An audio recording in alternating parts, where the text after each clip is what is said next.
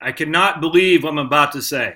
I actually agree with Mother Jones magazine.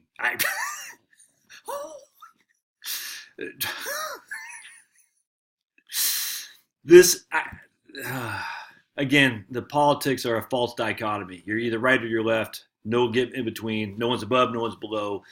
This is proof positive of this. But Kevin Drum, I cannot believe I agree with Kevin Drum from Mother Jones magazine. So I just got done reading an article from LA Times about there is no retirement crisis written by a guy from the Manhattan Institute who is funded by corporations and nasty think tank or nasty corporations and what's the other ones that they're saying? I can't remember. The people in the LA Times, the commenters are just, it's actually silly. But anyway, either way. So I'm reading, so I look up this, and here's Mother Jones with a first link in response to the Josh McGee, I think is his name, from Manhattan Institute article on that there is no retirement crisis. And I'm thinking, oh boy, my man Kevin Drum. Look, if you're not familiar with Mother Jones, you haven't been paying attention to politics. Mother Jones and I probably see eye to eye on one of a million things. All right. So here's my man Kevin Drum. In the LA Times today, Josh McGee makes a common sense observation about the retirement crisis. To qualify as a crisis, the situation today should be dramatically different than in past decades. But there's compelling evidence that nothing much has changed at all. Sure, we rely more on this is what Kevin Drum is saying. Sure, we rely more on 401k accounts and less on old school pensions, but the actual amount we save for retirement doesn't seem to have changed much at all.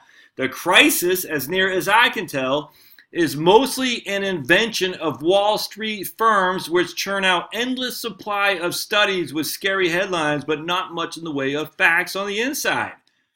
This might not matter so much, except it distracts us from some real issues. Chief among them, the large underfunding of Social Security and state and local pensions, enhancing Social Security benefits for low-income workers, diverting attention away from these other important issues.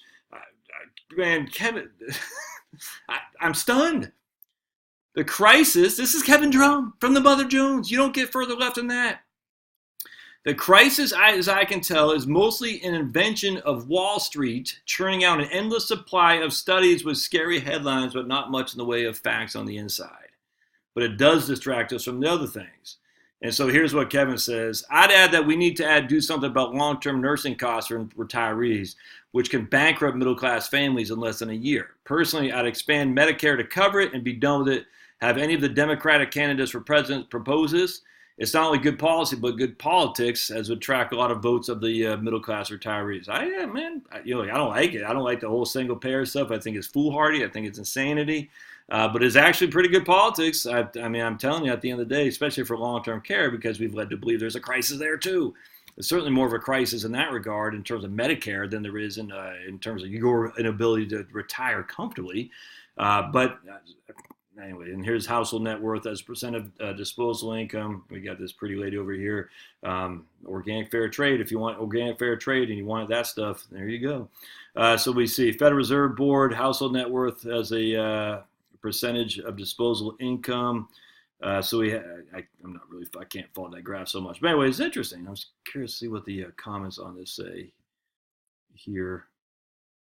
I guess did not leave comments. Here's view. Oh, here we go. So I mean, if Kevin Drum is saying that, man, could there be some middle ground between the right and the left? Not the corporatist right and the corporatist left, or the big union left, not the big business right and the big labor left, but the actual middle ground, Main Street. No, I can't take reason the average. I can't take these guys. Okay, I've lived in a triplex in a retirement community. One of my neighbors has had dementia for at least the past 6 years. He has round-the-clock assistance from healthcare workers and an annual expense of exceeding $200K. I have no idea how his family, not rich by any parents, can afford it. Just an example of the looming crisis of nursing home cost. Okay. That's weird. Interesting. So I don't know the answer to that either, but find that interesting. So good job, Kevin. Good job, Mother Jones. I'm stunned, and I'm pleasantly surprised. I'm just wondering if there can be some middle ground where common sense thing can reign supreme.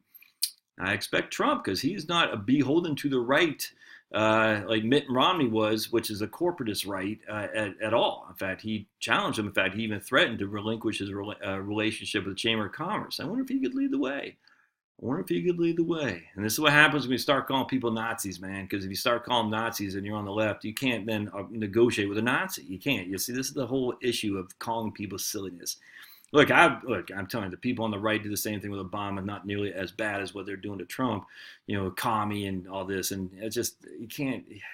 But the thing is, the people on the right doing that were political commentators. Glenn Beck and who's the other guy out there, Michael Savage and stuff.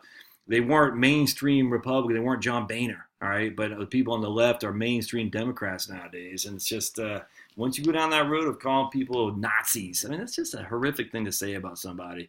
It's hard to go back and say, well, we're going to negotiate. Well, just yesterday we were calling us a Nazi. Tough to do that. So don't do that. All right, we'll see you.